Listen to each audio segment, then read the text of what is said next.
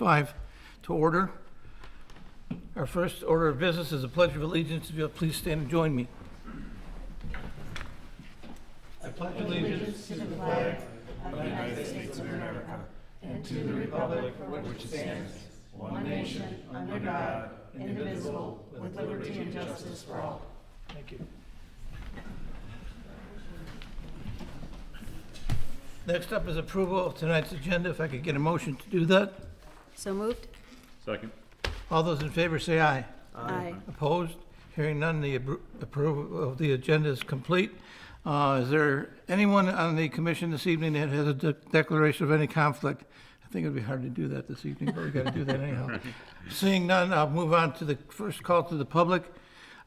This call to the public is for those who would like to discuss something other than what's on the agenda this evening. At this time, you can step forward to the podium if you'd like and speak. To ensure that everyone can hear you clearly, keep the microphone close and speak directly into it. That's very interesting you said that because, Melanie Johnson, Chilson Road, it's on the paper. I was having a hard time hearing not the applicant, but the participant here last meeting because the microphone was at the front of the table, and even some of the board members I think that was at the BOT meeting, I was having a hard time hearing even what some of the members, the board members were saying. So I would request that everyone keep their microphone close as well, so that the lovely folks at home can hear what everyone has to say. Right. Thank you. Thank you. Is there anyone else? Seeing none, I'll close the call to the public. Does this gentleman want to say? I'm sorry. Sir, would you like to step forward, please? My name is Ben Tassich. Good evening. Thank you for having me. I live at 3492 Lakewood Shores Drive. I serve on a Livingston County Transportation Coalition, and I see Mr. Reiber is a strong supporter of public transportation. I looked at our master plan that we have for Genoa Township under transportation, and the only thing I could find was sidewalks and trails, and roads, of course, but roads are the road commission. So, and I'm wondering, why is it that our township does not have anything regarding public transportation? And I'm hoping that maybe we can begin a discussion on that and a conversation on whose responsibility is public transportation. Is the county's responsibility, or do 19 other municipalities also play a role in public transportation? So I'm hoping that maybe we can begin this conversation. And I'm 85 years old and I'm running out of time, so I hope we can start on that as we're looking at the new master plan. I understand we're revising our present master plan. Is that correct? So Yes, with yes, that, I'm hopeful that we can move in that direction. Thank you. Right. Thank you. Is there anyone else that would like to speak? Seeing none, I'll close the call to the public and start our first public hearing. Staff's requested the postponement of the amendment at the decision item only. Concentration of the ordinance, on consideration of the ordinance's amendment to Article 13 entitled Environmental Protection Regulations. Recommendation of zoning ordinance item Article 13 entitled Environmental Protection will be considered this evening. So do we need you to tell us what's going on? I want to give a brief overview, and I do want to let everybody know, sorry, I'm going to introduce this, but I'm also taking minutes as our recording secretary is absent tonight. It has been brought up that we would like to have more strict standards on tree clearing so we can preserve especially our landmark trees that are in our township, and we can preserve some woodlands that we have. In regards to the wetlands, we wanted to put stricter guidelines on our wetlands and clarify some issues regarding trails through the wetland buffer. You know, what materials can be used in there. We want to add the requirement for demarcation signs for the wetlands. So anybody creating a new parcel would have to put permanent demarcation signs at the 25-foot buffer so people know not to encroach in that. And in regards to the fuel storage, One of the concerns, especially with this development going on down there, is we did not have anything in there for above-ground fuel storage for the machines when they're doing a big project and they're clearing land. And we wanted to put some guidelines in there on what we would like to see, with the setbacks from the property lines, from wetlands, from body of water. We want to make sure safety standards are followed for the temporary above ground storage. And then we also wanted to touch on our below ground storage. Unfortunately, with the below ground storage, we do have guidelines that we have to follow per the state. Right. So I know one of the requirements I put in here was I was hoping to be 2,000 feet from any residential, any well. Unfortunately, state law prohibits us from doing that. So that is a change that I'm gonna have to make in the draft that I did. So that's just kind of like a brief overview. We wanted to put some more standards in there, because we only had one paragraph before. So we wanted to try to do it for, developers that are looking to come in. We don't want all of that area clear cut if it doesn't have to be. And also we have residential homeowners that, they just don't like trees. Well, we want to still protect some of the trees, protect our trees that we have, but still balance property rights also. Okay. So, and I just brought this to you just as an introduction, because I know it's kind of a lot. And so we are going to have the fire department, we are going to have the township attorney also take a look at it. So. All right.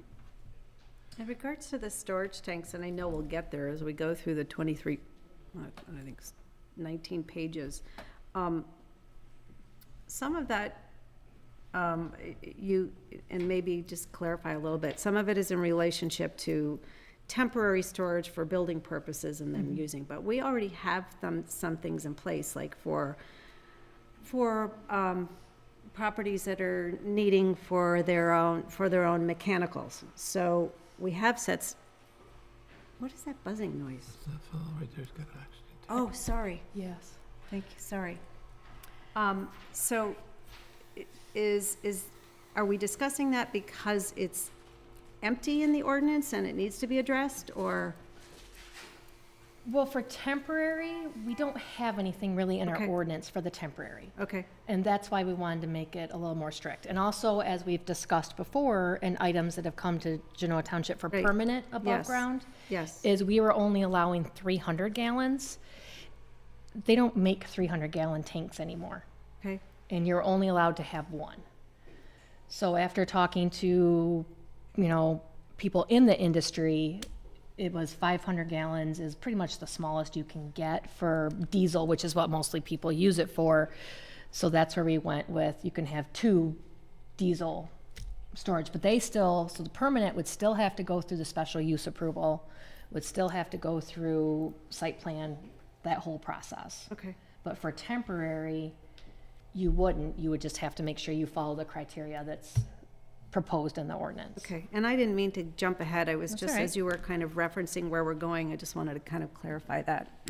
Thank you. All right, were you going to lead us through this, Amy, or? So we can start at the beginning? The place to start? Isn't there a song that says that? It might be. So as you can tell, I added some definitions in here. It was brought to my attention regarding agricultural and farming. What about the animals? So we got to make sure that when we do a farming definition, that it has to meet their right to farm. So I think we should add animals into that definition also. So yeah, all these definitions are new. And also, single-family lot, it was also brought up that I have 2 acres on there in that definition, and I think the 2 acres should be taken out. I think I was gonna go down a different path with the ordinance, and then I chose to go with the path that I gave you. So that's on, a single-family lot with In 2 the acres is on definition, yes. number Number 11. 11. Yes. Yep. And I did put, I have this section applies to land that is undeveloped, which does not have any man-made structures or buildings on it, and for land seeking site plan, site condominium, or land division approval. And as we know, all the good pieces of land are pretty much taken up. So now we have all the difficult pieces that people want to split and try to build homes on. So we're trying to address those issues also. Amy, are you gonna just take out number 11 completely? I was going to leave it in there just in case, unless we think it should be taken out. Do we already have this, so this is a definition, right? Correct. So we don't have a definition for a single-family lot at all Let in me our look. ordinance? Let me take a look real quick. Sorry. That's okay. No, that's all right. I mean, if somebody says, "Oh, that's a single-family lot," I don't care what size it is. You know, it's That's why I was saying we take the 2 acres Acres out. yeah. Yeah.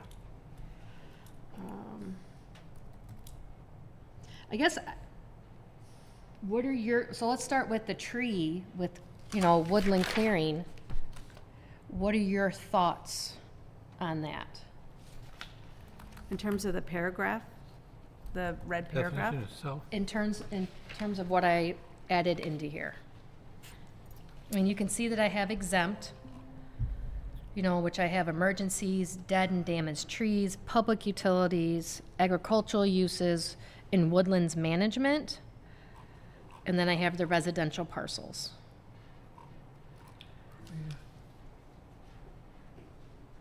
Is there anything you would like Where to are see? you at, Amy? I'm sorry. On page 2?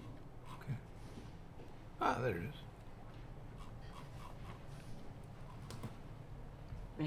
Having read it twice already, I mean, I feel like it's pretty thorough, but I just, is there something I haven't thought of yet, maybe? I think, between all the different groups of us that are looking at it, like you just said, the farmland, or the farming Right. needs to be looked at. But so far at a first blush, I thought it was pretty thorough. Okay. Yeah. All right, I didn't know if there was, anybody wanted me to add something to it, take something out? No, I just wanted, my main thing is I wanted to clarify that I think I'm reading this correctly, or how it was intended to be written, is that residential units are exempt from this unless they remove more than 25% of 4-inch caliper trees. Then they would be subject to these guidelines. That is the residential occupied lots. Right. Yes. So, like, I have 10 acres. Mm-hmm. And let's say I have to remove 25% because I guess it would be exempt, if I remember reading this, it would be exempt if I was putting a pole barn up that was approved as site plan approval. Correct. So I was just more concerned about, okay, do I have to go scour all of the acreage to track all of the plant species that's No. there? That would be the only thing that I wasn't sure if we Right. clarified that, because I'm like, I wouldn't even have, I don't think I could afford to pay anybody to do that. Right, Validate no, that, but, because that would be considered woodlands. right, in that, building envelopes are exempt from that. Okay, then I was on the right path then. Yep. You So also we're really had some just- of the garbage trees in there were exempt too.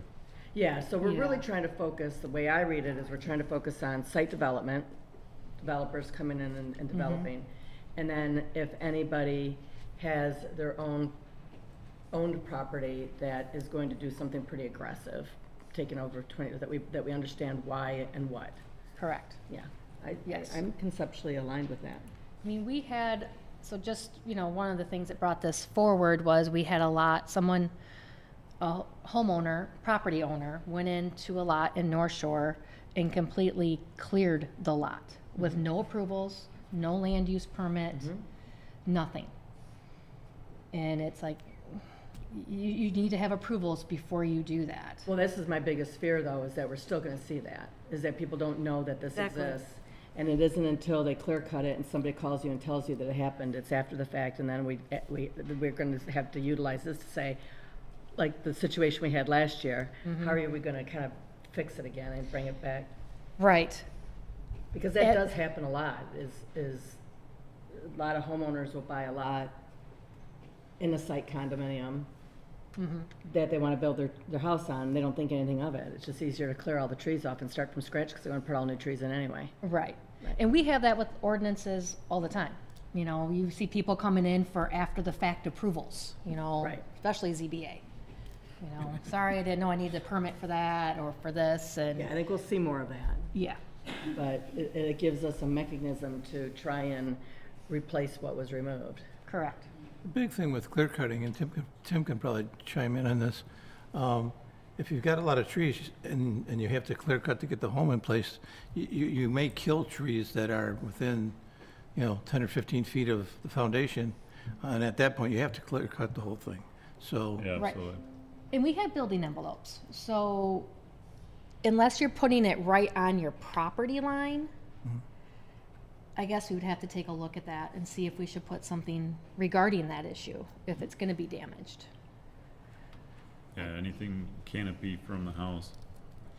That's where the roots are.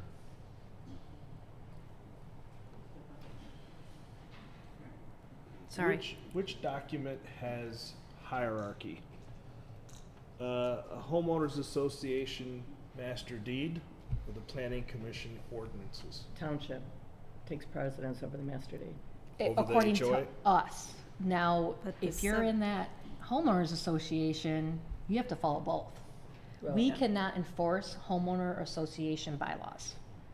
And they can be more strict. Yes. The homeowners association could be more strict. So they can override the townships or just, okay, they can't be any more lax. Correct. Correct. Yes. They can be more strict, but. Yeah. Township Unless at it a is in a minimum. PUD agreement, that is the only way we can enforce it. We cannot enforce master deed or bylaws.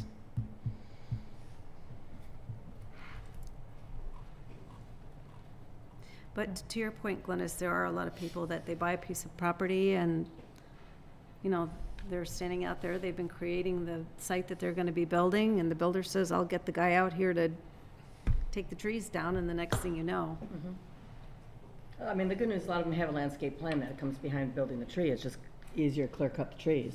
if you're in a subdivision where they require that, but if you're just buying a Right. 2-acre piece or a 5 or 10-acre piece, Right. there's one-off lots really is the no, problem. yeah. It's the neighbors screaming next door when you take away that buffer, is when you learn about it. Right. So, Okay. Did anybody have any concerns with any other section in the? I had another question, but that doesn't, but the entire policy, if I read it, if I'm just making sure I didn't miss something, it applies to commercial though, property.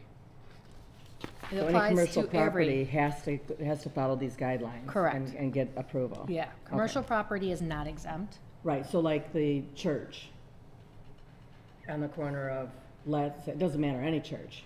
Right. So if any church has a wooded lot, a nice lot, and if they wanted to add a school, or if they wanted to add an outbuilding, they would have to come into the planning commission to get approval. Correct.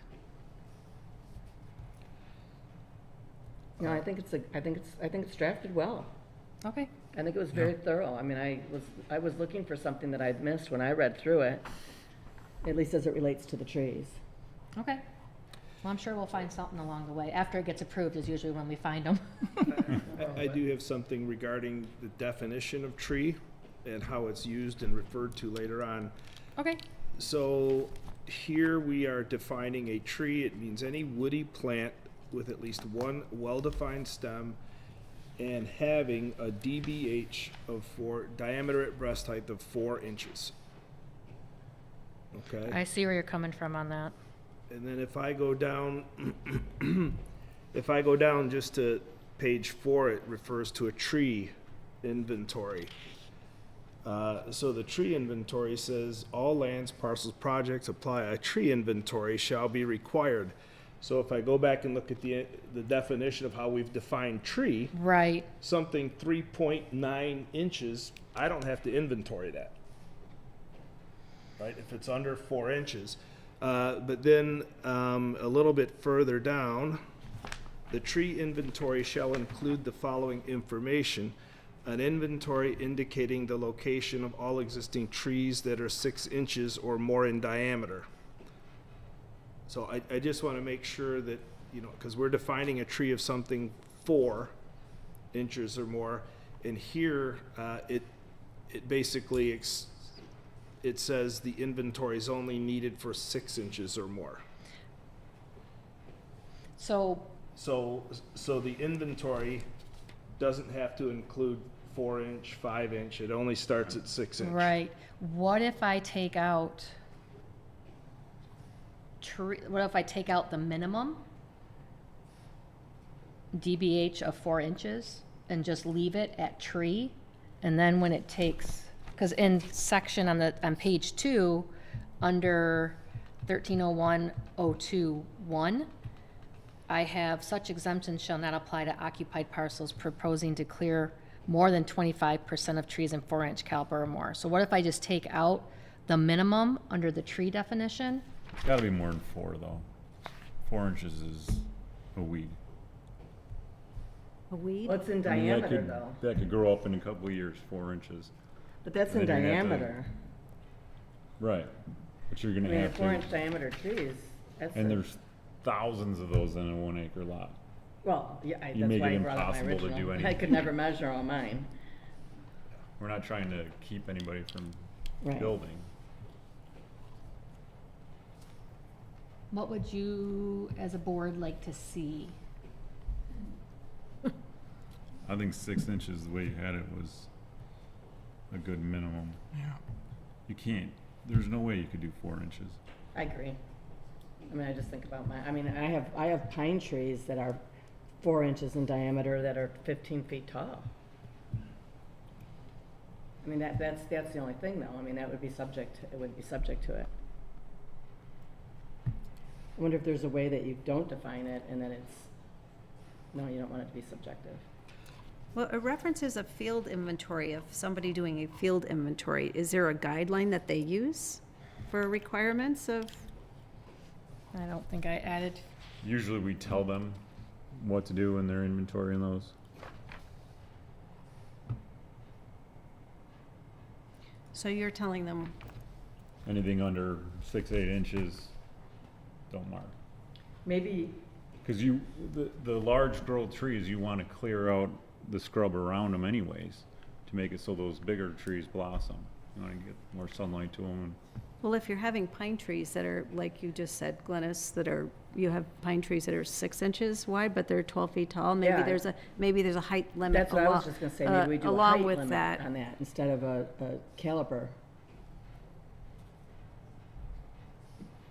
Because I have a 4-foot tree I got a 4 and a 10-foot tree in my yard right now that is probably 10 to 12 inches around. You know, the decorative trees, Right. So for me, a tree is a tree. It's a sapling. I just bought one from a landscaping store that's 1 inch in diameter. I've got guidelines to keep it. That's a tree, Okay. okay? You know, a redwood, it's a tree. I mean, I think it's self-evident what a tree is. So I don't know that we have to define a tree. I think it's just common sense and knowledge among us that we know what a tree is. But what is the reason to take an inventory of trees? Is that because you're going to count the space towards acreage, which is how many lots per acre? Is this what the tree ordinances is moving into? No, the tree ordinance basically is just to make sure nobody's in there clear cutting. That's basically what this is just trying to accomplish. And they're not decimating all of the woodlands that are on a parcel, is what we're trying to do. But we're trying to find a nice balance between protecting that and property rights. And something that is enforceable.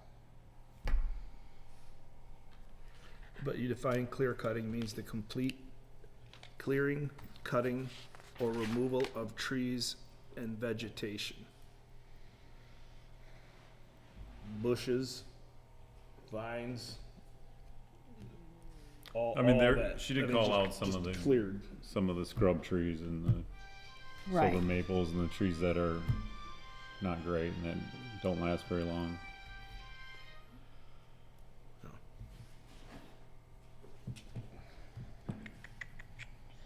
But to have somebody inventory something, 10-acre parcel, and they're doing a 4-inch tree is just insane. right. Can you do a workaround as far as, if you submit the plan of what's anticipated to be built, that there's a specific area that they can't go beyond. Right, they have to leave, like, you can't, there's site condos, so you have a, you have a building envelope, but then you have platted lots. They're wide open. You don't want to use 10-foot setbacks, you want to use, is it a setback from the envelope of the house that you can't clear those surrounding vegetation, except for if you're going to have a deck or a pool or an accessory building? Or could you do both, where you just do a height and a DBH, where he says if it has a height greater than 12 feet or a DBH greater than 6 inches, or whatever number we pick? Maybe you put both there, because, I mean, when I look at a red bud, there's red buds all through the woods that are only 4 inches or less in diameter, but yet they're 15 feet tall. Service berries, too. But You if they're know- around a 24 dBH, oak tree, you want Right. to clear those out anyways to make room for that oak tree to blossom. And we do a lot of clearing around precious trees Right, so they'll to grow inspire better, right. growth in those, yeah. Amy, have we given any thought about how tight we are on waterfront lots and that type of thing? People who go in and buy a small cottage and tear it down and build a big house, they've got to take all those trees to be able to build that house. Do we have anything in there that, Well, we have it's for the building envelope. is it the canopy of the tree, like Tim was saying, then, that if the canopy is over top of that building? Yeah, that's where it No. should be. The canopy shouldn't be Would you like over the me, building. would you like me to add something in there, like regarding setback from the house this much? I guess we need to figure out, where do we want to start regulating which trees can be removed? What inches do we want? I think we need to focus on the big trees, because you also cover understory, and that's what we're talking about. It's like all the understory. All those trees that are kind of under the bigger trees that are growing, most of us refer to them as scrub trees. Right. So I think in some ways we have to be subjective, because I think it would vary, just like you said. If you have a lot that's only a 1 acre lot on a lake, we might approach that differently than we would, somebody has 10 acre parcel and is really, in the scope of things, not removing a lot of trees, but maybe removing a lot of scrub, to help to create a better property. I mean, we do that all the time so that our pine trees will grow better. We clear all that scrub out so they get access to sunlight and more water, so that they thicken up and they create more buffer for us around our neighbors. So, if somebody came to me and said that that's what their intent is, say, get rid of it. Right. So I think, while we don't want to be subjective, I think if we can say the intent is to not clear cut, I think our objective is very clear. But it could vary based on the size of the property and what they're doing, and what the trees are. I mean, if they're all pine trees, they're very different than if they're a bunch of junk trees that we don't want growing there anyway. Right. Pollen trees and cottonwoods and walnuts that kill everything around them. Well, and sometimes they are at the end of their life too. Yeah. So I think, maybe not being so tight on those standards might be a better thing, but rather being very clear on the intent of the policy. And I think it's a good intent. All right, let me see what I can add in regards to that. I'm just looking, because I do have dead or damaged trees. Or trees, if they fall, they pose a safety risk. Right. Right. Somebody's house is leaned over, it's gotta go. All right, so let me, Well, I mean, just thinking about the box elder situation that has finally ran rapid through us, but I mean, She's got that in there. right, but I'm just saying, like, those are a bunch of trees that would fall under the larger scale. I mean, covering that they can remove them. But I think you had some about diseased trees in there. I did, I have dead or damaged. Yeah. But it also is if they're diseased, infested, or damaged. They can remove I remember those. that. I remember that now, thanks. So I can add also, because we have emergency section, but I could also add, like, under that, like you were just saying, safety, think of a paragraph to add, like one that could, like, you have a widow maker, you want to be able to take that down, for sure. So, okay. But that's not clear cutting. No, but I can if the put intent that, of yeah, I can this put that in there. ordinance is to prevent clear cutting. I think if we're real clear Okay. on that, I think we can be subjective in other areas. So what is the diameter? I'm back to saying I don't think we need one. I think if we're more clear on what the intent of the policy is, I think that can be subjective based on what's presented to us by the petitioner. Because I think it's gonna vary. I think, again, what we're gonna allow somebody who lives on a 1 acre lot, on a lake, where Right. everything's clear cut so everyone can see the view of the lake, is gonna be very different from a developer who wants to come in and, make some changes to, 12 acres or 15 So let's say a acres. developer does come in, what's the diameter that you want for those trees when they do their tree survey? Again, I think it would be subjective based on what they're putting there and what they're keeping, what they're taking out and what they're keeping. I mean, if they're taking a bunch of scrub trees out, but they're keeping and they're trying to save a bunch of nice trees, pine trees and nice trees that are gonna grow better, more maturely, I wouldn't, for me personally, and I mean, you're talking to somebody who does a lot of landscaping, but for me, I wouldn't want that rule to stop me from being able to do what's best for the property. Right. Well, and we've looked at subdivisions recently, and they explain the clear-cut reasoning. When you're putting in roads, you're putting in infrastructure, you're putting all this stuff in. Basically, every inch of that site is being turned over and moved. Right, and I have that in here for the tree. Right now, we require 8 inches for our tree survey. Like for private roads, you have to have a tree survey. So we do have it, but right now it's for 8 inches. I mean, that's So, reasonable, I mean, I'd do we say. want to leave it at 8 inches? Do we want to go to 6? I'd say I think if we're gonna have it, it's 8. And I'm willing to try something and see how it works and it impacts people, but if it doesn't work, we can always look at it again. Right. I mean, Bill has We a need to thought. start somewhere, see if it's a good policy or not. Okay. And I'm open to that. I just want to do what's best for the property, for the landowners around it, the owner that's, making the request and then Okay. If I own my house, why do I have to have the township's permission if I want to cut down every single tree in my yard? That was, I pay the taxes on that land, that's what I hear every day. and I never would, and I sure wouldn't want my neighbors to just make the Sahara Desert, but who am I? well, you're the people that have depends been on the coming size. to our meetings for the last year saying we don't want development here, we don't want our trees cut down.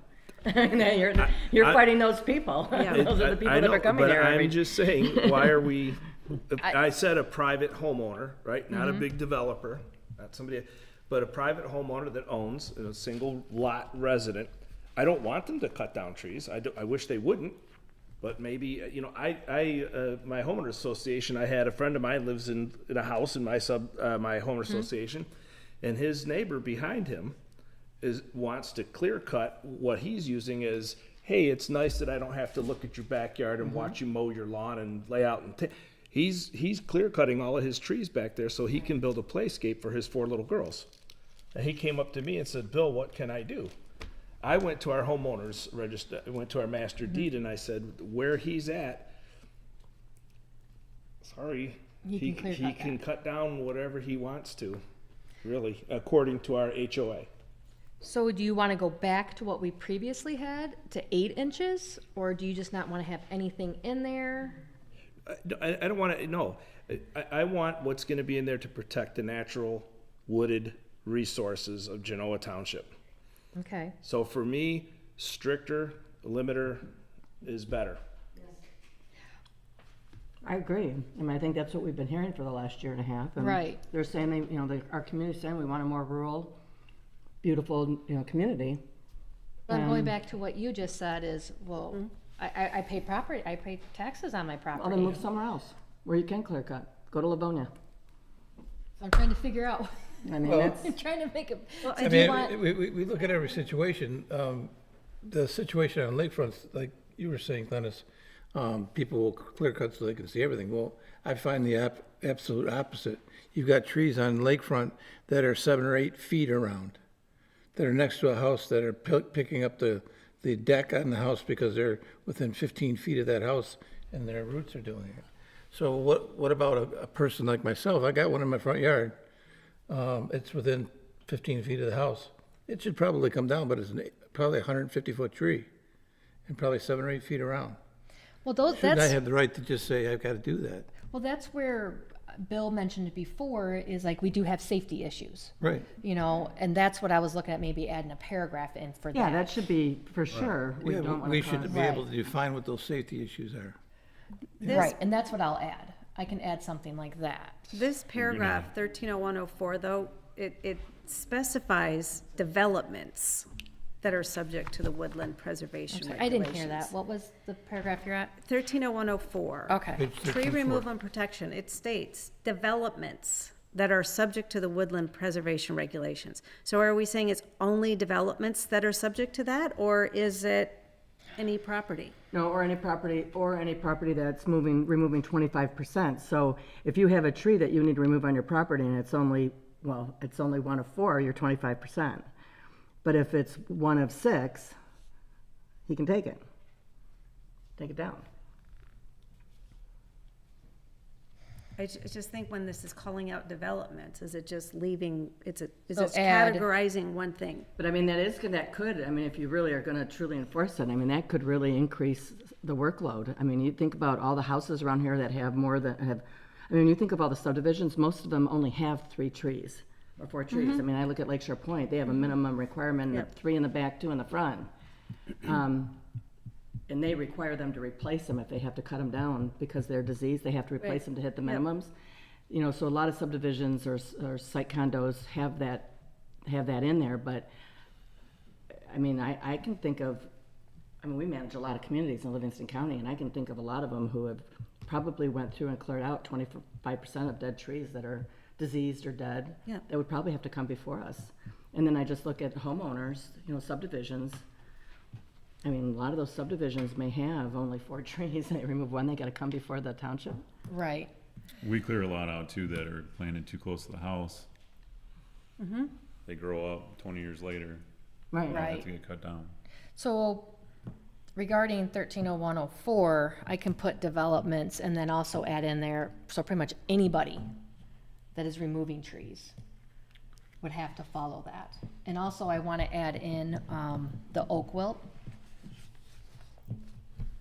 Also in there. Well, wouldn't that fall under the disease?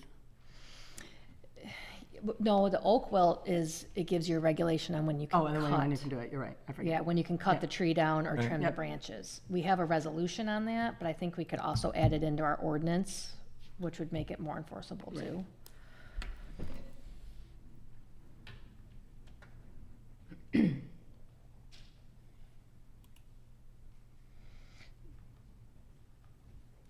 So where did we land? Progress, we're making progress.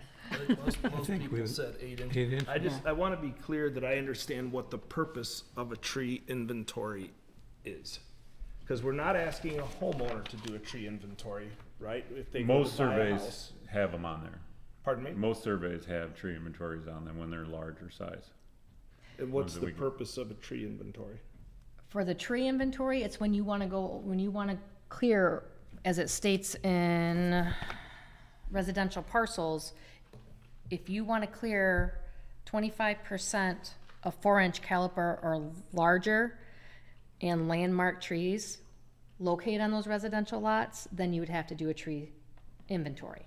Is that including the building envelope? No, it is not including the building. So you can envelopes. clear cut the building envelope and do 25% of the. Correct, yeah, so you have the building envelopes, you know, for swimming pools, decks, utility lines, construction drives, you know, anything that you would need to build your house, that would not include that.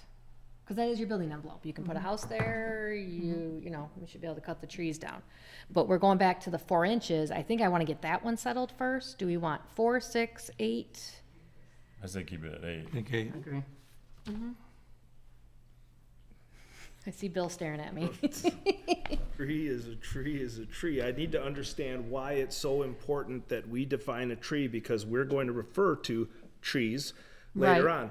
And you may say, well, in this case, a tree, we all know what a tree is, but trees of this size. In this case, trees of this size are what we're gonna try to restrict or bake in a formula or a Right. calculation to. I don't think we're defining the tree by the diameter, we're just saying anything under 8 inches doesn't have to be located on the survey. Anything over has to be on your survey. So I actually took out the definition tree, Okay. is what I That's- took out. All right, so that clears a little bit of it for me. Yes, so I have 'cause that it- taken out.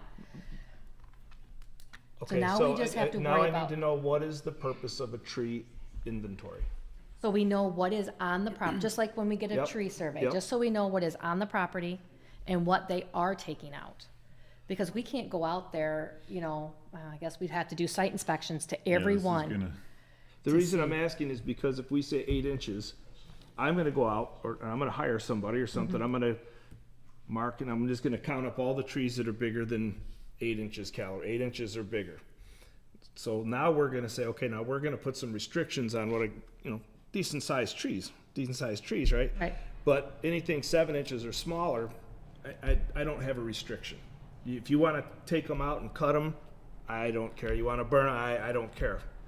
They're not important enough, I guess. That's where I'm looking for. That's where I Where think- do you want me to, where do you want a But- tree survey to come into play? But that's where I think we can be subjective in looking at each property separately. We're only asking for those eight inches or greater to be on the inventory, but we have to honestly assume, based on because I'm assuming we're getting pictures too, we can see there's a lot of scrub there too, and we may want to, negotiate with the petitioner on what we're going to allow, and still refer to less than 8 inches. That's only what's tracked in the inventory. But we can still require anything that's 4 inches or greater remain under certain circumstances or whatever. I think that if we had language in there to do that, that gives us, Discretion? yeah. Bill, are you coming from, you don't want any 4-inch, 6-inch, or Well, 8-inch, what- you just want trees? No, that's not really where I'm coming from. What is the purpose of saying an 8-inch tree, we need to tally those, but a 7-inch tree, move along? For some reason. You gotta have a point at what you're gonna include. Okay, it, but you're gonna what is the include. purpose of that 8-inch diameter? Say some guy says, I bought, I don't know, 3 acres of land, and I want to put up a Photoshop or something there. And he says, I've got 20 trees on that 3 acres. It's new or whatever, it was cleared, it used to be a farm 20 years ago, and I've only got like 20 of these trees that have grown that big. What does the township use that number for? I think when they put it, I wasn't here when that ordinance was put into place with the 8 inches. I think because they thought that was a substantial tree, that's why they used the 8-inch caliper. And what do we use the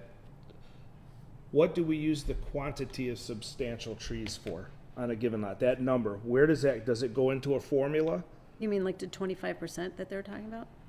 That's a formula, right? 25% of 8 inches or more. Right. Is that 8 inches, let's say is that 8 inches used for anything else? Is it used for, because it doesn't have 8-inch trees, it's not considered a woodland. Right? But a bunch of 7-inch trees, I don't know. Will be. Kind of woodland. They will be next year. So I'm wondering, what is the significance of tallying up the 8-inch trees? Where does that come into play?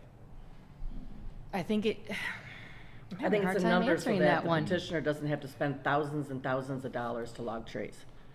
for every tree. Yeah, I And they really have think to be that's a what the number is for. There's gotta be a cutting point somewhere. And 8 inches is a substantial tree, anything less, even if it's 7 3/4 of an inch.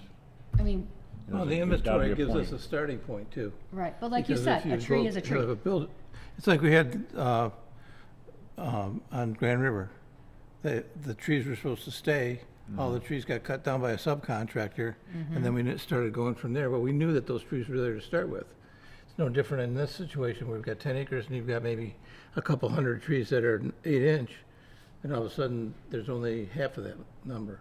Well, what we're saying is you can go up to 25% of that. So we're trying to hold people to a standard rather than look at individual things, totally individual, like a unique situation every time. We want to be able to have a starting point with that number so that we know what's been taken away. Not to Because- mention, it wouldn't fit on the survey. What's that? Most of them wouldn't fit on the survey if Yeah. you're doing a 4-inch tree.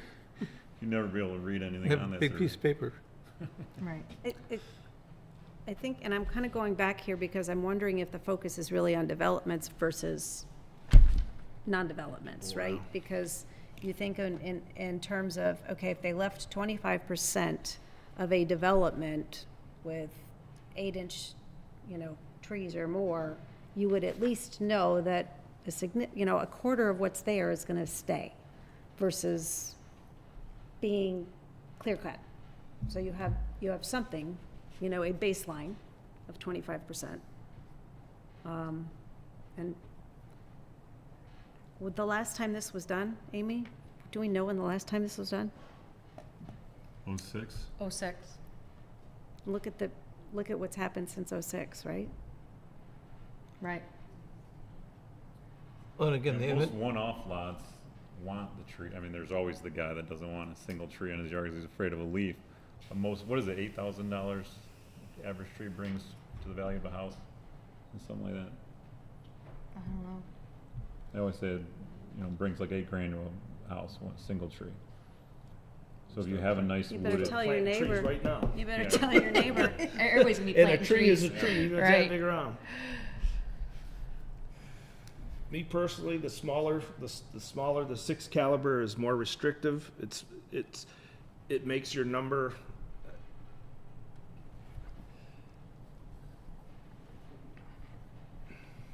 Boy, it makes those surveys impossible to read and it prices people out. I mean, the survey's already, cost a ton of money and then you're asking them to inventory a bunch of little trees. It's just not feasible.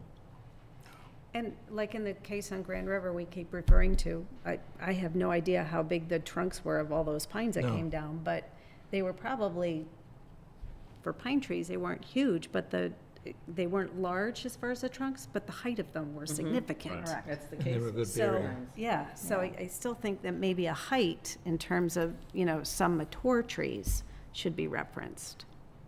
Yeah, because a lot of those pines wouldn't have fallen within I that. think height's gonna be hard yeah, how do you to measure that. Well, in excess of. Because I In know I look at excess of, trees and I'm like, exactly. Yeah. Don't come back down. No, you can do in excess of 12 feet. Right. I mean, most trees that are over 15 feet are going to hit the 6 inches or 8 inches. Well, some pines won't, but. This is a tough one. It is a There are tough some one. healthy, tall, ugly trees. I struggled with this one because I don't like cutting down any trees at my house. Right. I'm I on think we 10 just have to acres be for a realistic reason. on the workload, the cost to the petitioner and the workload for the township. I think that's where we find the balance. That's why I picked 8 inches. Because that seemed to be the right number that is realistic. And we've been using it all this time. And you're not complaining about how many you have to deal with. Well, I mean, we want to, I'm just trying to go off of what I've been hearing. Mm-hmm. So I guess we got to decide.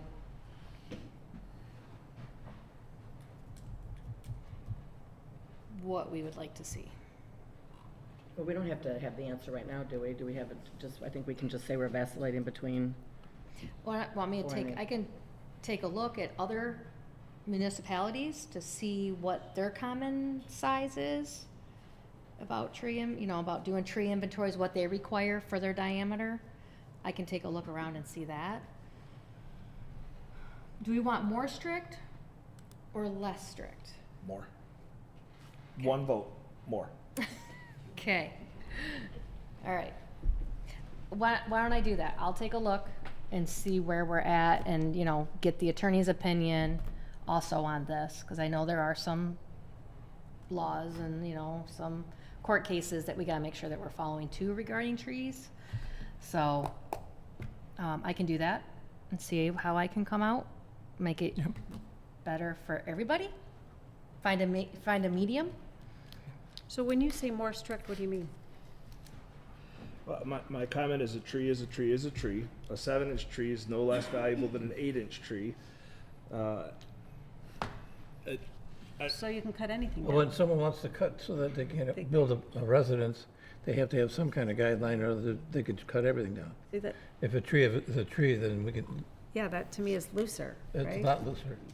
Yeah. If we tell them that every 8-inch tree has to be counted and is gonna stay here, it's a lot better than saying, you know, we don't have it, a tree is a tree. Tree or bigger is Every counted. 6-inch or 5-inch, okay, so now we I can cut mean, everything up. Are we dictating what can and cannot be cut down, or are we just doing it for an inventory so we know what was there and what is left there? We're dictating what can be cut down. I Right. mean, You're if, dictating a percentage of what can be cut down Okay. of a certain caliber of tree. right, and then they would have to come here, and then you guys would have to give approval for over 25%. So you would have the rights to be able to be, yes, you can cut these down.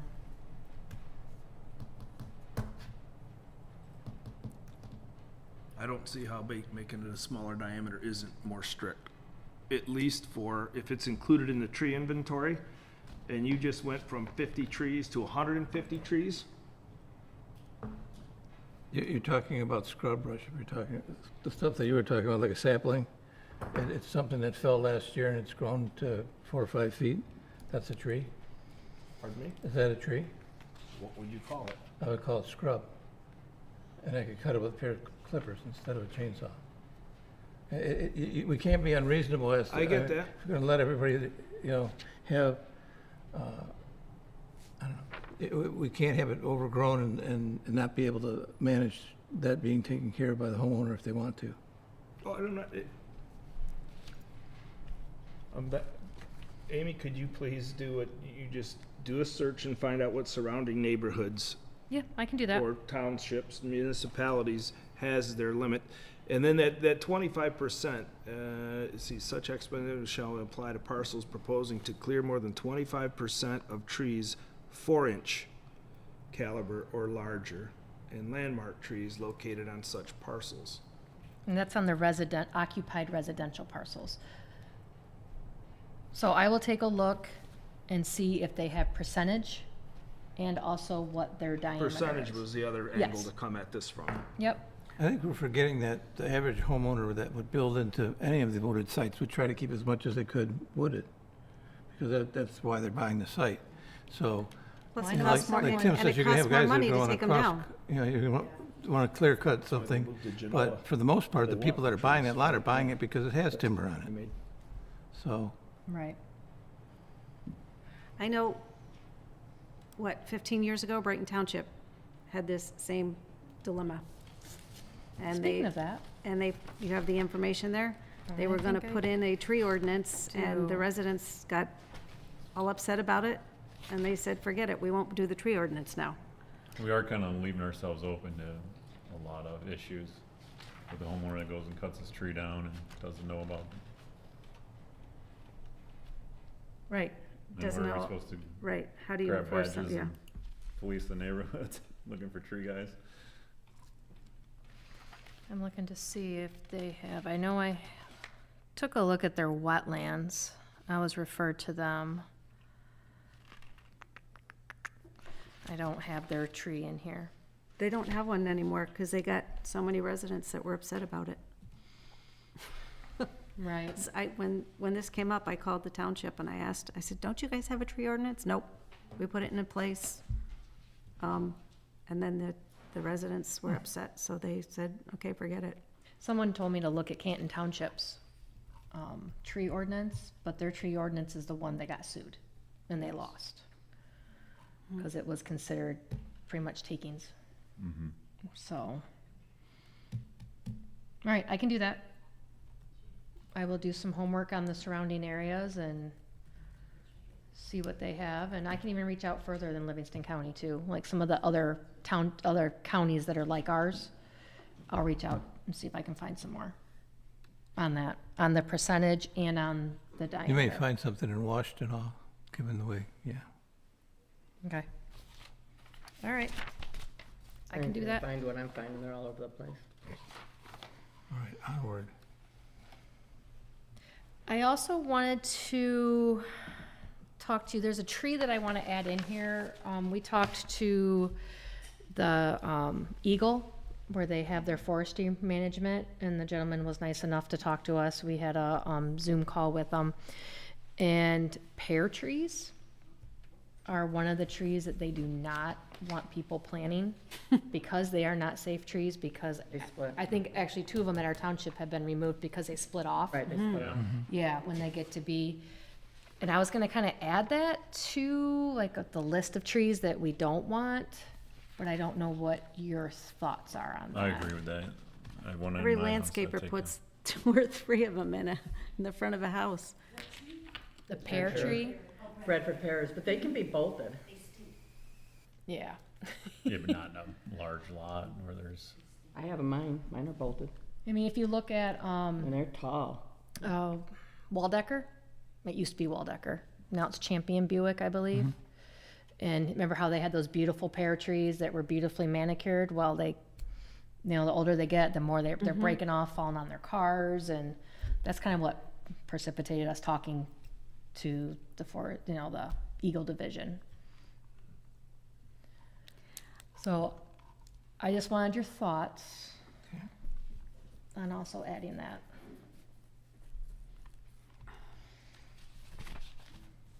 I can get more information on that too. Yeah, I think if it's something that's destructive, and it's, like in this case, it's costing a business more Okay. money than it should, they do a nice job of keeping it looking good. I wouldn't even have known that it was busted up. So.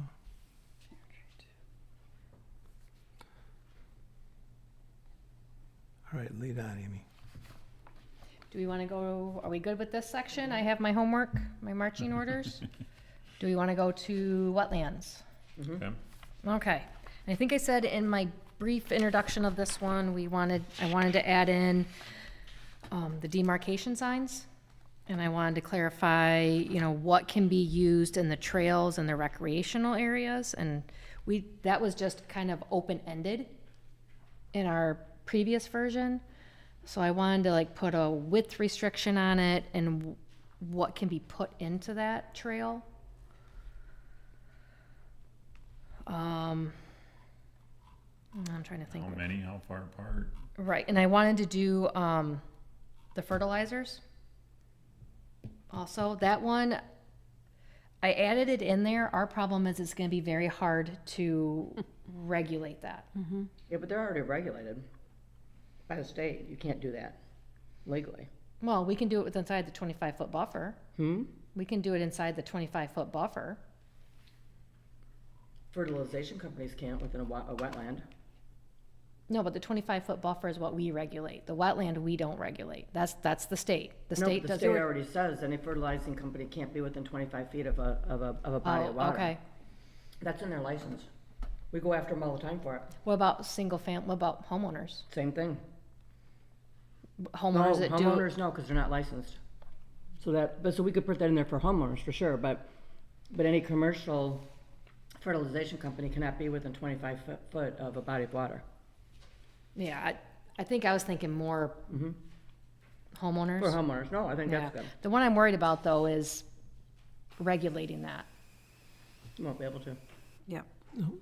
So, but I wanted to put it in there. And then of course Yeah, it's, gross misconduct, somebody's got pictures or videos of them, but I mean, it's Yeah. not gonna- right. I just don't want to put something in there that set us up to fail. On that one, but I wanted to maybe have some discussion on it. And as you can tell, I had to go through and change MDEQ to Eagle. Which that means they're gonna change it within a year and call themselves something else. This one, I don't think I added that much to. So what do we want to see for those signs? Because we don't want to see a bunch of signs all over the place either. It's supposed No, to okay. So you want number of signs, so many feet, maybe put some regulations in there on size, height. They should can be do that. standard, I would think, Okay. right? They all have to look the same, so Yeah. people So it's can identify easily- them. Yep, exactly. Setback. be a natural color so they kind of blend in. And So nobody sees them? Pretty much, I wouldn't wanna see it. I wanna Setback, look at the wetlands and size, number, distance. Okay.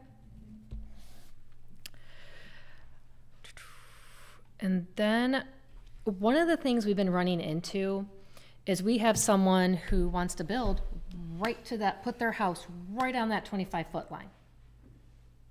You mean to tell me that when you're building that house or that structure or that whatever it is, pole barn, that you are not gonna encroach into that 25-foot setback with machinery, with anything else? You're not gonna have to cut trees down, nothing inside that 25 feet. Yeah, I agree, that shouldn't be allowed. So I put in there 35 feet.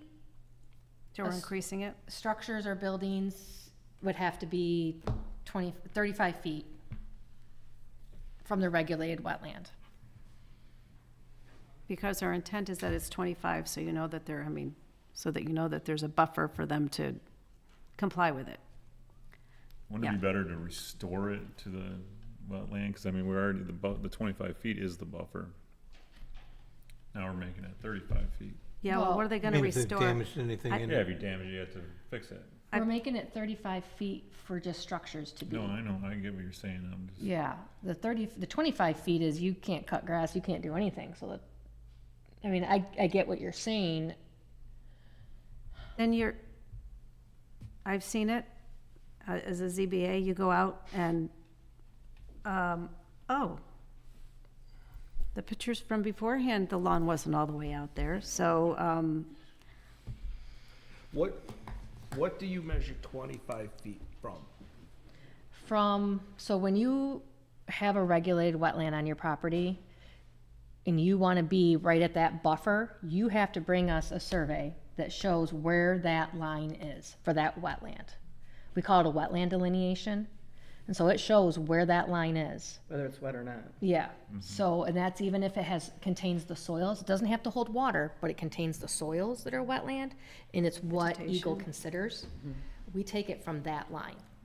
So you're gonna go and get an engineering firm or a survey company to say this is the boundary. Beyond That's this on the sign is applicant. wetland, this sign it over You have to here. have it on It's on the your applicant, survey. Yes, submittal to us. the applicant does, yes. Okay. Yep, and that's what it's off of. It's sort of a big deal. I mean, I've seen that the DEQ, now Eagle make it a really big deal. Right. You mean the Eagle, right? I mean, I would argue 10 feet's not enough, but Now, see, I say we work on a lot of lots that are 5 foot from the property line, and you have to stay in that 5 feet. We do it all the time. say that again? We have property lines that are, or houses that are 5 feet from the property line. And we have to maintain that 5 foot, and usually there's a fence or arborvitae's or something in there, and we always build up to it all the time. Well, see, I'm being generous. I'm telling you, you gotta be 10 feet Right. from that buffer. Smaller house. If only, right? I'm all So- right with the 35. Me I mean, too. If Yeah. it's bigger than And 20. most likely, we're doing them a favor, because if they're that close to the wetland, more than likely, whatever they build is not gonna last a long time. And that's where we're struggling, is we have to approve them as it is right now. Because we have no, our ordinance says it, we have to approve it. And that's why I'm like, I'm gonna throw that in there, and hopefully, I just don't think, there's no way you can build a structure without encroaching into that 25 feet. Well, I agree. If it's right on it, I agree. Yeah. But I think 5 foot is plenty. I like 10 feet. What about trails and recreational areas?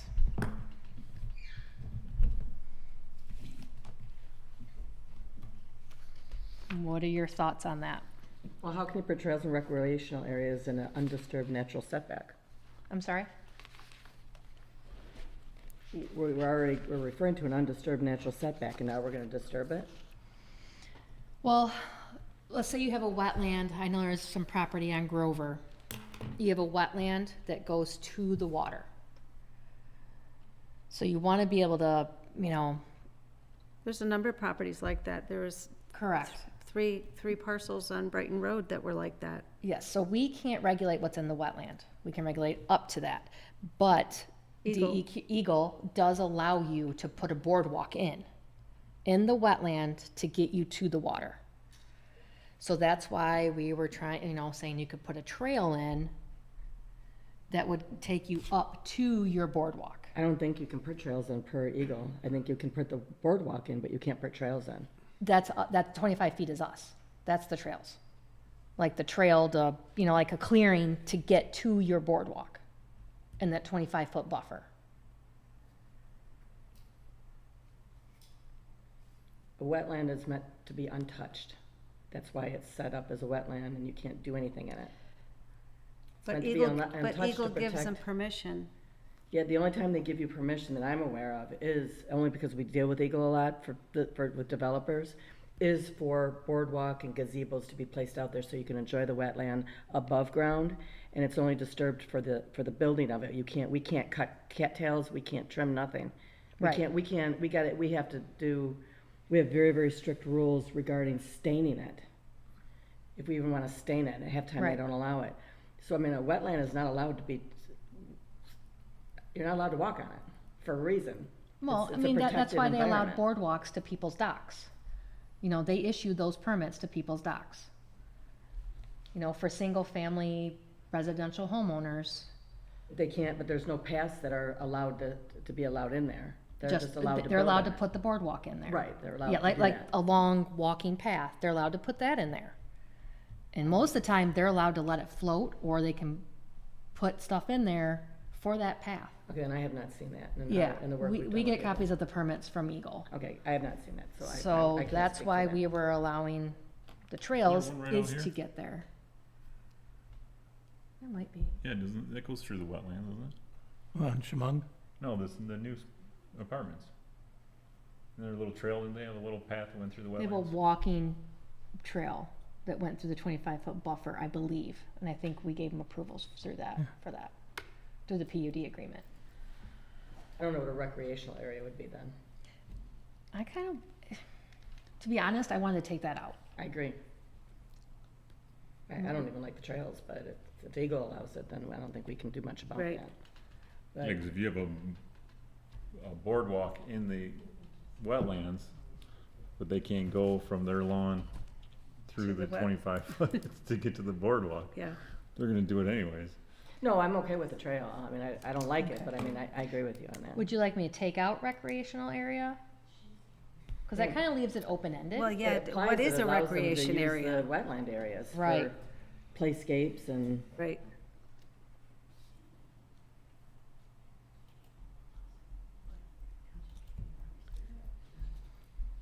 Wonder if, do you want trails more more restrictive? you know, I like it seems to be pretty fine, that natural organic material. So is, in this H, where it says, trails and recreation areas may be allowed in the undisturbed natural setback, trails may be a maximum of 7 feet in width, shall only contain natural organic materials excluding any hardscape materials such as stone or brick pavers, and then it's completely different. Recreation areas shall not be allowed any structures or hardscapes. Those are two entirely different things. Correct. Right? I suggest taking it out. Of that paragraph, right? The It doesn't recreation, even take it all apply. out together. Don't even offer. Yeah. I was trying to But blend a what we had recreation- in before with our other one, but give it standards. So we can just take recreation areas out, because it is meant to be undisturbed, like you said. Yeah, and I mean, most developers, I mean, you're one, I mean, a lot of them try to utilize the wetland areas for their detention and retention areas. You know, I mean, they're sacred ground. I mean, You would not believe the number of people that ask us, why are we protecting a wetland?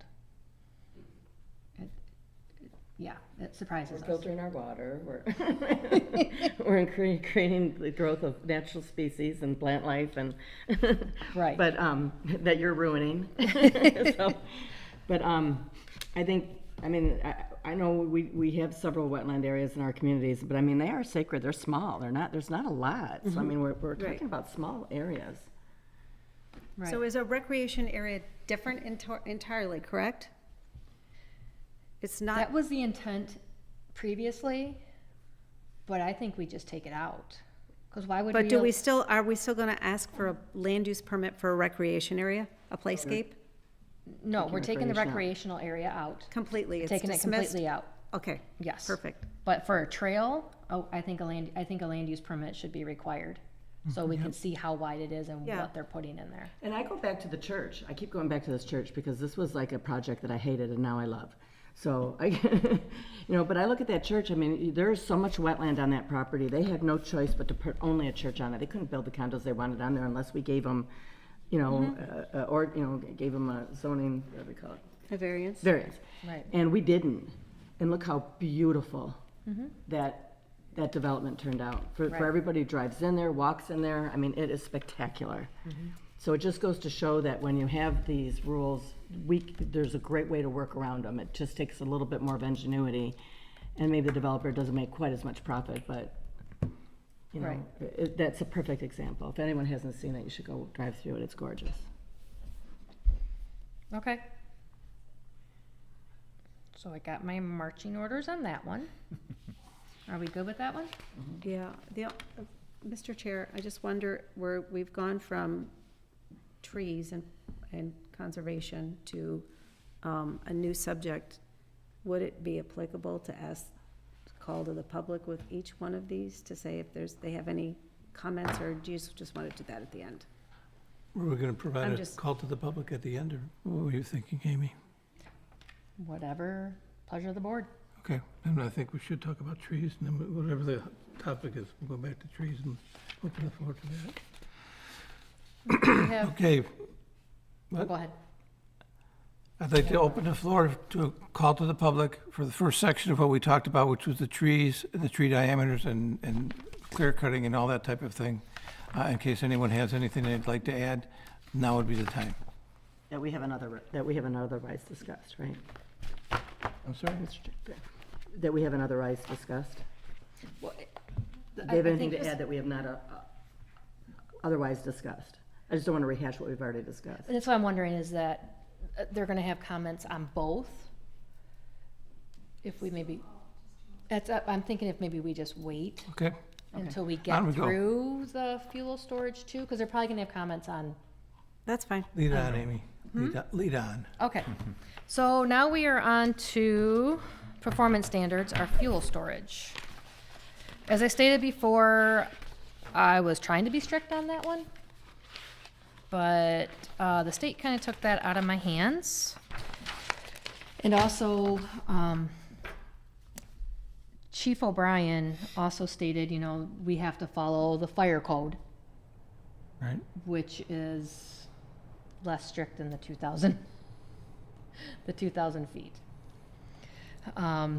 So, and then as I told before, temporary was one of the main focus on this one, is for temporary, use Bless you. of the containers for when they're developing. What did we let them do up here on Dora and, Correct. yeah. Yep. And just because we don't see those on site typically, and I happen to drive by and I'm like, hey, that's not allowed to be There's a lot of there. equipment out there. It's the easiest way to do it. They found a workaround by having a truck out there Yeah. instead of the tank being there. And I'm like, well, that's The one way tank's still to, there. work around that, but. So that was the changes on this. And then I was also trying to be more strict with the below ground. So, and again, I had to make the changes from MDEQ to Eagle. I'm okay with them. So you're talking about below ground, should someone want to put below ground tanks in? We're not talking about properties that already have them. Correct. Okay. We are We're talking about above ground too. above ground and below ground. Below ground is mainly your gas stations. Gas stations. Yes. Because we do have some RCD property, that is still left in the township. And we also have,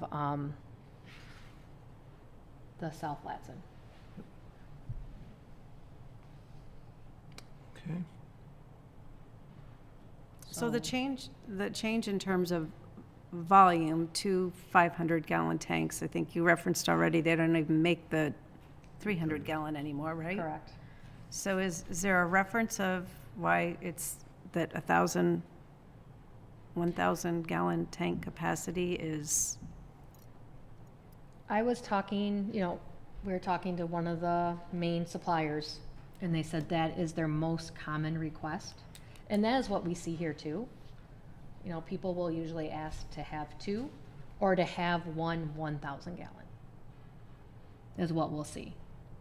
So I was trying to take yep, Is there any what kind of is, required retention on that as far as spillage or yes, preparation? yes. And I think it refers to, yeah, at a minimum, state and federal requirements for storage, leak detection, everything is in there, and they have to Right. follow all of that.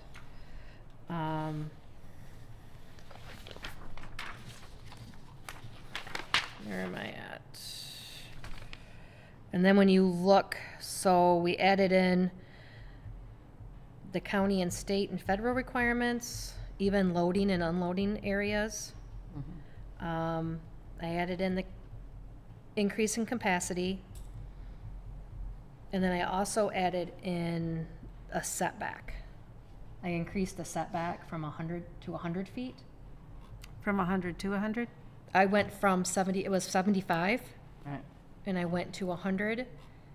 And then I also put 200 feet for any body of water or wetland. Yep. Do we typically have anything near a body of water? I mean, actually, there's some retention areas over in the industrial area, right? You're correct. And what flagged it for me was when I saw them put their tank kind of near the wetland down there. Yeah. That's why I was thinking that, that's not good. And then if something happens on that site, there's that Lake Right. Shamong right there. Do we have any requirement that if somebody's moving a tank, bringing it onto a property, removing it from the property, that the tanks need to be emptied first?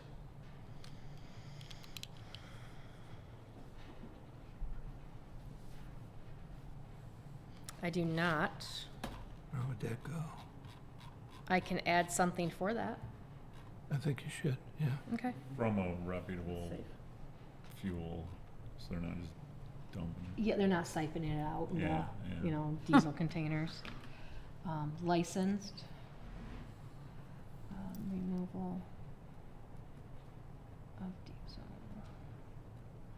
prior to tank removal. Okay.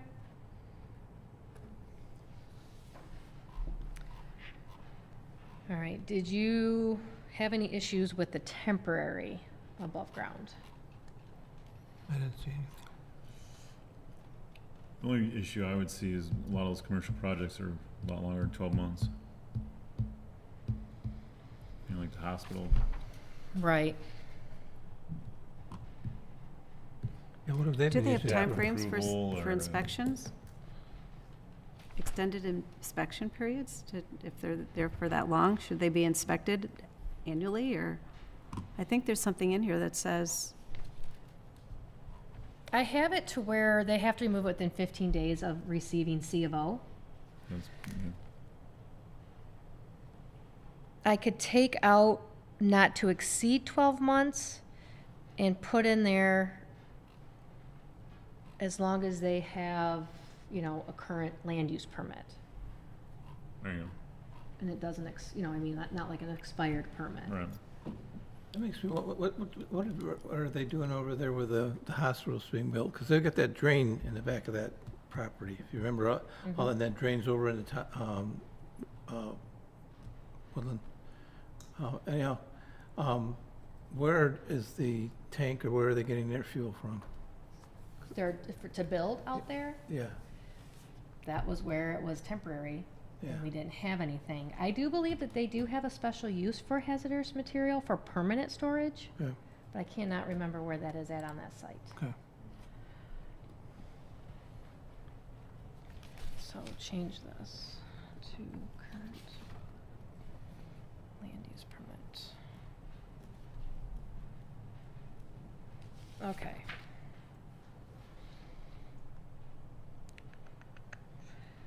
And then what about below ground?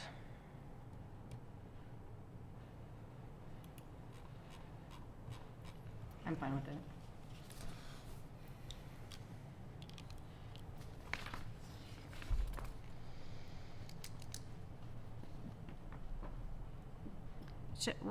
So a storage tank shall be removed if it's been abandoned for a period of more than 1 year. Should there be some sort of testing that has to be done to make sure everything's, Weekend. They have to do Safe? that when they remove the tanks. so that's a requirement of the person that's removing it? Right. It doesn't need to be stated in here? We can. I think it should be stated in here. Yeah, I'll take a look at the state, and I'll refer to the fire department and see what their requirement is. A lot of those require taking soil out and burning it. Even if it just says, and they must follow state requirements for removal purposes, but I just don't think it should be Okay. void of a comment in here for can do that. They have to responsibility. maintain their safety checks or. Yep. Right.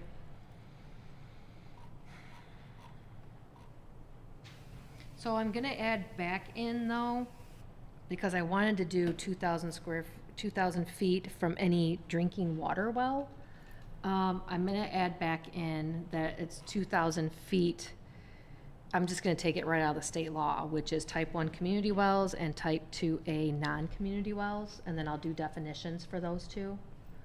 So I'll add that back in.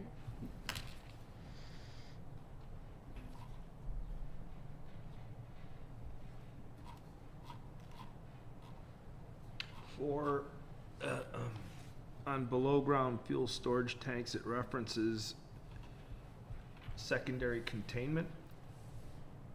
And I think this is going back to what Chris, you were saying, if that tank ruptures or leaks, is there a catch basin, to capture or contain that? We have them in the factories all the time. If you have a chemical in there, Oh, there's yeah. a big tank, they've got it. It's in a big got a plastic curb. tub that contains the maximum capacity of the tanks, and it's got to absorb all around there. For the above ground ones, these temporary ones, I can see that they need to be bolted to a concrete pad so the wind doesn't blow them over or anything else like that. But is there anything in here that says you need to be able to capture incidental spills or leaks? Say a guy drives a fork truck and punctures. Putting your Right. finger in isn't going to do it for you. Right. They're gonna be regulated by the state again, so maybe we They are. They're- use their requirements. It is Just take regulated by assistance. Eagle, so in the PIP plan, that, usually you'd have to do, it is regulated, they have to follow Eagle, fire, and the health department. So it says right here, county, state, and federal requirements. Yeah, but we can Yeah. also reiterate it in that Right up paragraph here, also. Under A, in red. 3207.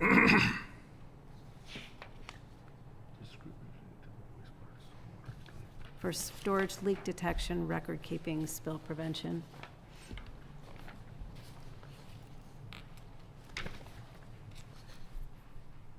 Okay, That's page 17. got it. Okay, do we have anything else on that?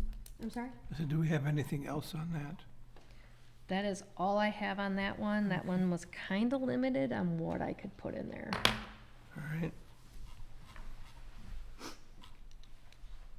Which the state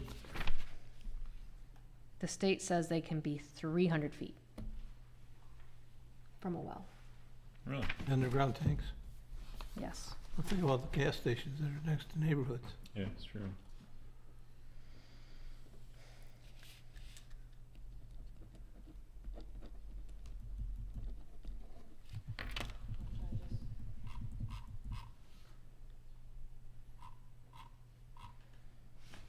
I don't like that, but I don't have a say. Yeah. So we're at the end. Hmm? Are we at the end then? Yes, we are. Right, would we like to call to the public then? Are we ready for that, you think? All right, at this point, I'd like to make a call to the public if there's anyone who would like to step forward and give their opinion on what's been discussed this evening.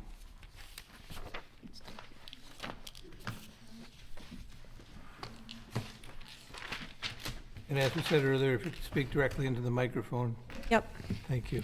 directly. All right. Denise Policella, 4200 Sweet Road.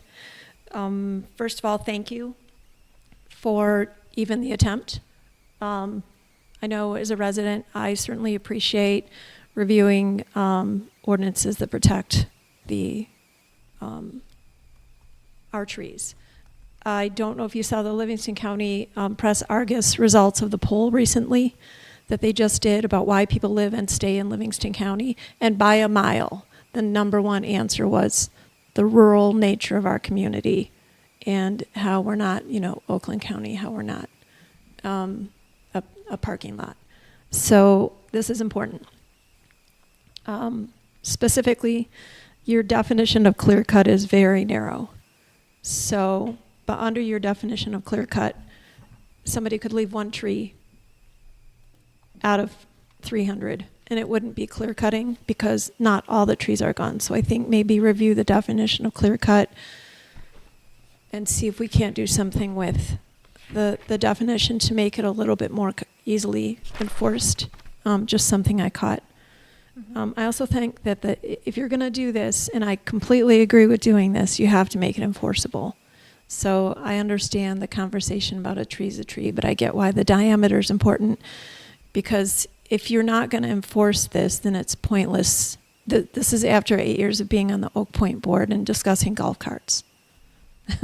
Okay, if you're not going to enforce it, right, so you have to make it enforceable. And two things you may want to think about as far as enforcement are putting in a provision that the homeowner has to pay, or the real property owner rather, has to pay the cost of enforcement and administration of the tree ordinance, of this ordinance. So if they violate it, they're not just going to get a ticket that they can give to their lawyer and give them $500 and fight it.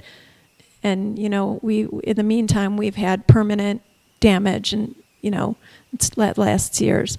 If a person reads this ordinance, and frankly, let's be clear, if you don't read the ordinance, I don't care. That's not an excuse. Ignorance of the law is not an excuse. We have ordinances here. Every municipality in Michigan has ordinances. If they don't want ordinances and they don't want to pay attention after they buy property and they want to build on it, they can move to Texas. They don't have ordinances down there. So if you move into a community and you decide not to read anything before you start destroying your property or clear cutting your property, that's your problem. So I think putting a provision in there that says the property owner is going to be financially responsible for reimbursing the township for enforcement costs is an enforcement mechanism in itself, because it'll get people to think about what they're doing first. And I think that you need to make the second ticket a misdemeanor. It's one thing to get an ordinance ticket, right? But if they actually are going to end up with a misdemeanor on the record, that may be a better, a more strict enforcement mechanism that may get them to pay more attention. I think I didn't see it, and perhaps I missed it, and perhaps it's somewhere else. But I think that you need to require tree escrows from developers. And for a really good tree ordinance, take a look at Royal Oak. They are a huge pain in my butt. I have a couple of clients in Royal Oak, and it is endless. But it's a really good tree ordinance. So you may want to take a look at Royal Oaks. They have some good, very strict recommendations in there. With respect to the knowledge that the state of Michigan Eagle occupies the space of the regulation of the environment. So we may bump up against challenges from time to time, and I don't know. I don't know that answer. The municipality can generally be stricter as long as the state, it's not conflicting with state law. So I know that's a difficult place to be, because it's really hard to figure out when you can be more strict and when you can't. That being said, please consider making the buffer around wetlands 50 feet. Spraying pesticides 25 feet from wetlands is just, you might as well just put the pesticides in the wetlands. 25 feet doesn't do anything. And I think that as far as enforcement is concerned, again, there needs to be better enforcement mechanisms for what happens if somebody doesn't. I'm moving on to the wells, the underground storage wells. I was going to say thank you until I heard that you were going to put it back. I understand enforcement may be a problem, but I think that that's one of those things that we should make people work for. A class 2 well and a class 3 well at the state, those are all wells that serve more than 25 people. So every single residential homeowner that has their own well is going to run the risk of having somebody put underground hazardous waste next to their property or underground storage. And I get there are regulations, but they still leak, and there's no enforcement mechanism at the municipal level to have somebody have to clean that up. It's all up to the state, and the state respectfully does a horrendously bad job at making people clean those up. So to the extent that we can get better enforcement, that would be fantastic. I think some of it was tongue-in-cheek, but questions like, why can't I clear cut my backyard as a property owner? I mean, most people in Livingston County, most people in Genoa Township want the township to stay wooded.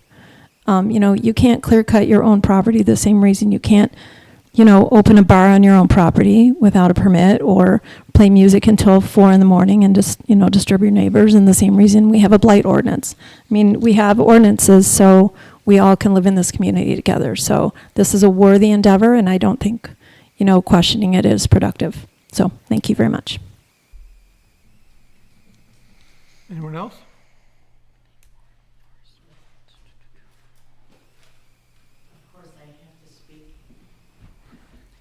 Hi, Deb Beatty, 3109 Pineview Trail.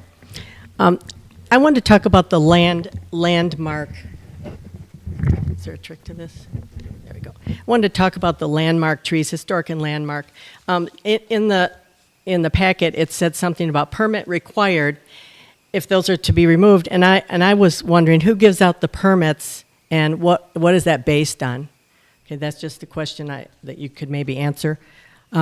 The natural buffer, when somebody's thinking about cutting trees to build, usually subdivisions or some like Latson thing, a natural buffer, we think, a lot of us think, should be 100 feet.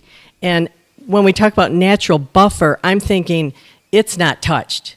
Whatever it is not touched now. We don't clear undergrowth, which some of you call, I don't know, you think it's useless. Well, it's not. But I think 100 feet untouched. Not clear all the ground and leave some trees. No, untouched. So it looks like it does now when they're done with their thing. Wetland buffer, agree with Denise totally. 25 feet is, I don't know, from me to that corner. 50 feet is maybe enough.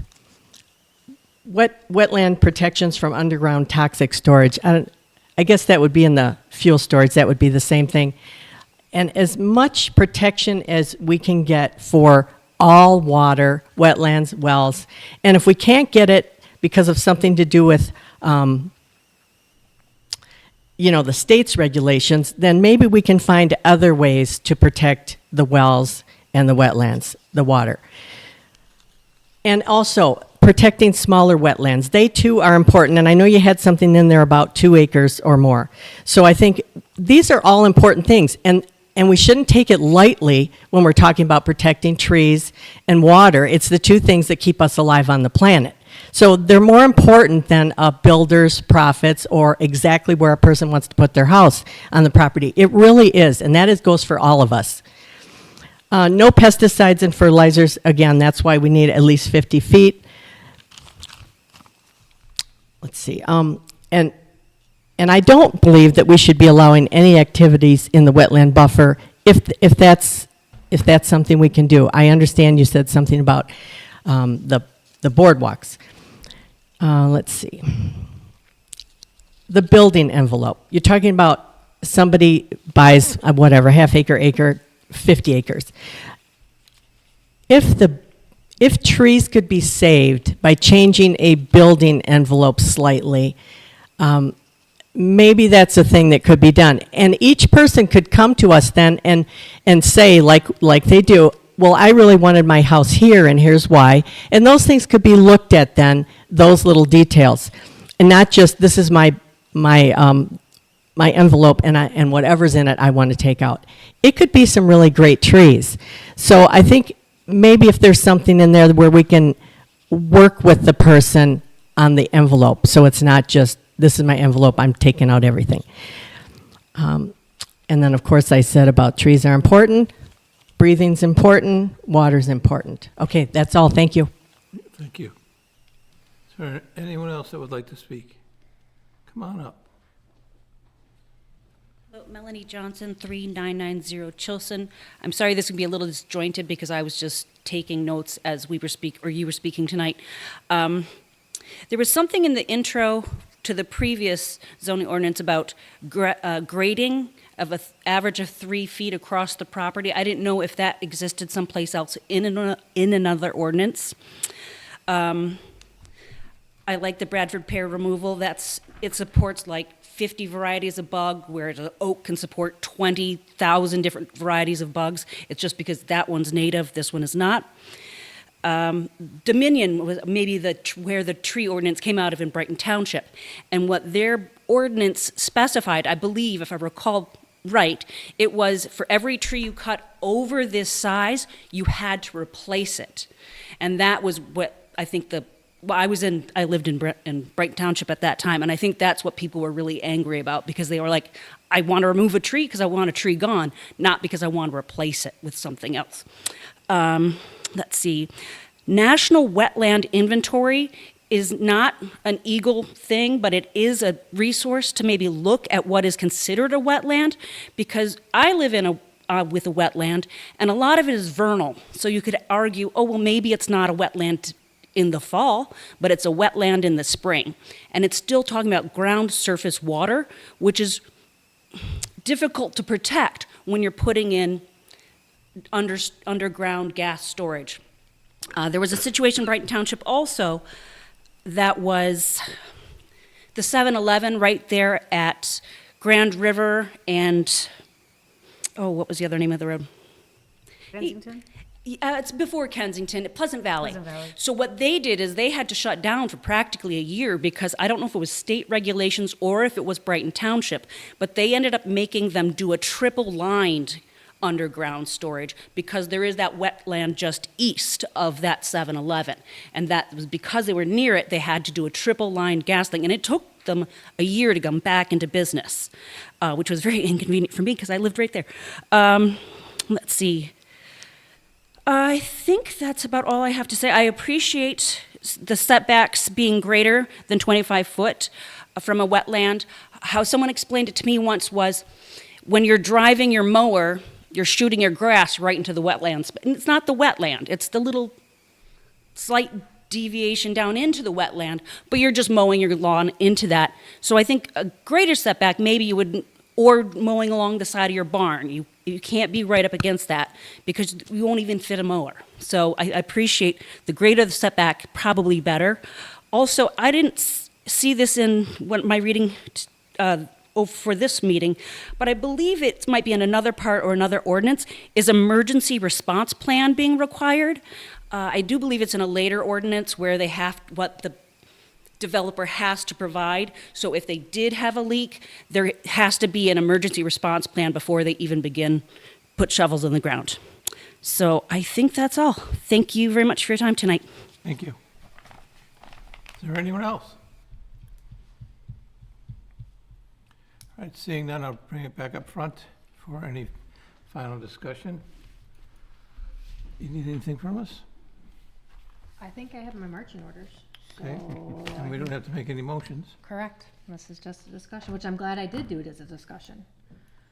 'Cause now I- I'm glad you did this. I'm glad you did this to try to tighten up some of the loopholes, Amy.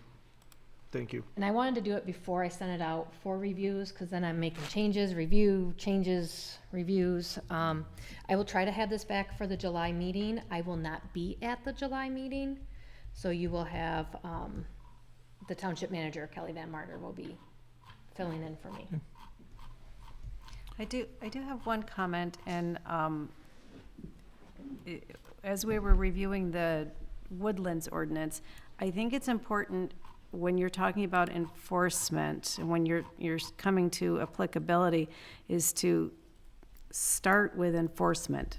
You know, that this is what's gonna happen if these following items are not complied with.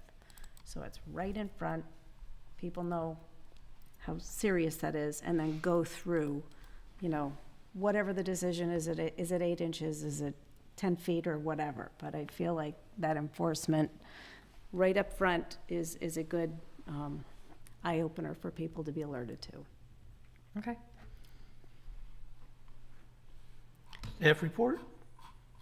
I will not be at the next meeting. There we go. Legacy Hills will be coming back for final for the July meeting. And then we also have South Latson Commercial, which was sharing with, it's very confusing how we have two developments. It's where Mr. Car Wash is. There's that other lot Right. that they have, and they were previously approved for a coffee shop drive-through. Now they want to do the regular drive-through. So they're coming back for approvals. That's different. So, And that'll be July? yes. Okay. Where is that car wash at, Amy? Mr. Car Wash, Yeah. which is right across from Walmart. Oh, the new one that's going up? Yes. You call it's Mr. Car Wash, that's what, okay. Yes. And there was 2 buildings that were approved for over there, so this is the other one. They happen to call it South Latson Commercial. So why is don't what they want called to it. come back for, they don't want to do the drive-through window now? They want to do the drive-through window, but they were only approved for a coffee shop. Okay, Low traffic to high traffic. yeah. Well, yes, but you have a Starbucks, or you have a Qdoba, which I think Starbucks would have more traffic than a Qdoba, so, but they still have to come, they have to come back for approvals. I do have a question while we're at it, and you might not know the answer, but because of the accident that happened there at Mr. Car Wash, is the work ceased at this point in I have time? not heard anything.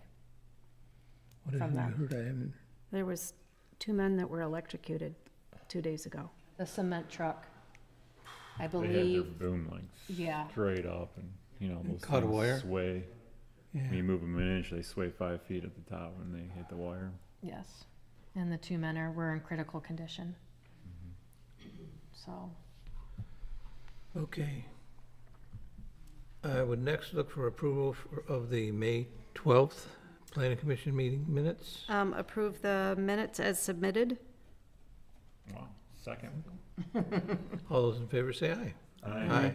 Opposed, hearing none, it passes. Member discussion. I'm going to start my my normal campaign.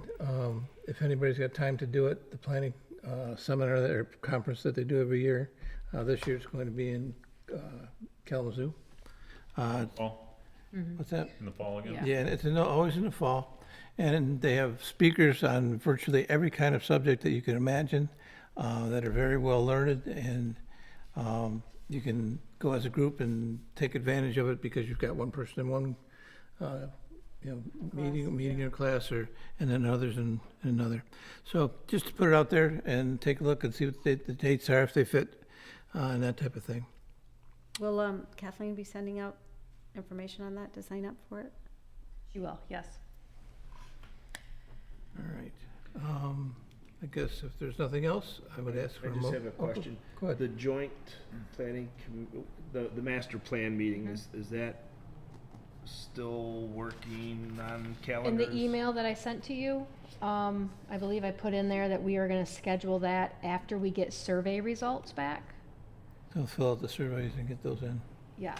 And the survey questions, Were the ones that I sent to you, and we were looking for feedback on them. Last week? Yeah. Yes. now is that feedback from just the planning commission And Township Board, and township board? correct. So we're looking for feedback if there's other questions you want added, or if you want to expand on another question that was provided, because this is what's going to be going out to the residents. But we're waiting for the meeting till the residents Yes, give their feedback. correct. Right. So the residents have input to the survey questions? Right. Yes, So that's we don't what wanna these have a are meeting for. and decide on anything without having the residents tell us what they want. And that will give us a better direction once we get once we get public comment back. Okay. Is there any reason to not include the ZBA members? We do, oh, in that? Yeah. No, there's no reason why not to. It's just, we just send it out to, I just feel like they're the people that are sitting there approving variances, that people can't comply with the ordinances, and it might be very good for them to have input in regards to what we're seeing and what we keep dealing with. Excellent ideas. Excellent. ZBA. Yeah. yeah, I can add that, 'cause, yeah, because we're missing 3 people. The other 3 members of the board Yeah. didn't get it. Yep. Thank you. Anything else? Then I'll look for a motion to adjourn. Make a motion to adjourn? Second. All those in favor say aye. Aye. Opposed? Hearing none, the meeting has been closed at 8:15.